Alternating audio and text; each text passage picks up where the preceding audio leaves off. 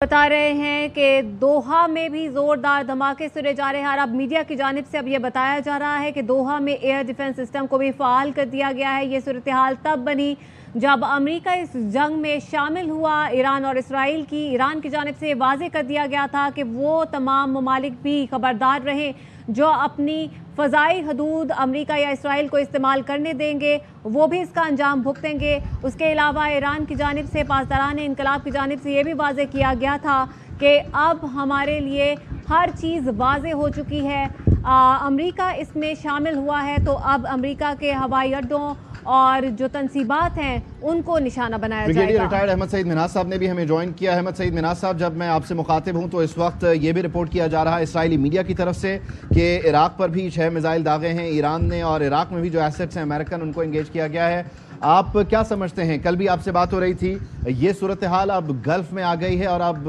Gulf पर जब attack होगा अमेरिकन एसेट्स पे होगा लेकिन अरब ममालिक भी ईरान की तरफ जो उनके मजम्मती बयानात और मामलात है उससे अब कुछ मुख्तलिफ कुछ डिफरेंट सोच रहे होंगे।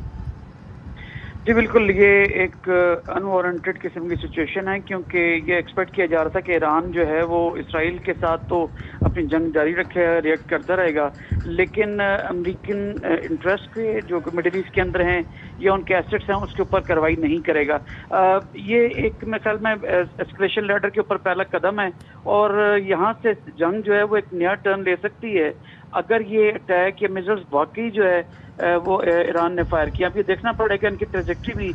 मैं अगर पेसिमिस्ट होकर सोचूं या for that matter different lens से इसको देखूं तो ये भी ऑल मुमकिन है कि ये जो मिसाइल फायर किए गए हैं इनकी ट्रेजेक्ट्री के हिसाब से देखना पड़ेगा कि क्या इजराइल की कोई स्पॉन्सर्ड कोई इस तरह की तो नहीं है इंस्टॉलेशन जहाँ से ये फायर किए गए हों ताकि अमेरिकन को इसके अंदर जो है अटैक जो इनको इन्वॉल्व रखा जाए। क्योंकि कल के ट्रम्प के एक नाकाम हमला, मैं तो कहूँगा एज पर ईरानी मीडिया, कि वो अब तक ये कह रहे हैं कि वहाँ से कोई खतर को आज जो है वो डैमेज नहीं कर पाए थे इनके न्यूक्लियर साइट्स को, तो उसके जवाब में आज दोबारा से नातान्स के ऊपर और फर्दों के ऊपर दोबारा से इजरायली एयर अटैक आज आया था। तो इसका मतलब है कि Israel was not happy with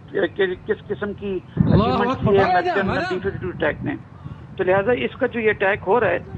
अगर ये वाकई ईरान की जानिब से है तो ये वॉर एस्केलेशन की जानिब से है, लेकिन ये जरूर देखना होगा क्यों जो कहते हैं कि everything is fair in love and war, तो अगर ये इसराइल की कोई स्पॉन्सर्ड अटैक है या कोई इस तरह के मिसाइल्स आए हैं तो फिर अमेरिकन को फॉरेन सैटेलाइट इसको देखना पड़ेगा, या फॉर दैट मैटर चाइना और रशिया जिनके सैटेलाइट्स हवा में मौजूद हैं स्पेस में, वो सारी चीज़ को मॉनिटर कर रहे होंगे। लेकिन अगर ईरान ने वाकई ये किया है तो मैं समझता हूँ कि इंतहाई खतरनाक एक चीज़ डेवलपमेंट है जो कि मिडिल ईस्ट को जो है वो फर्दर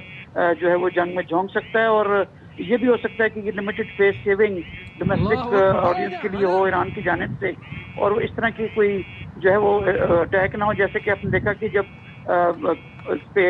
हमास के ऊपर अटैक किया था इसराइल ने, तो इधर से ईरान ने भी कुछ अपने ड्रोन भेजे थे तो रास्ते में गिरा दिया गया था। तो लिहाजा ये हो सकता है ऑल द मोर रीज़न कि इस तरह की उन्होंने एक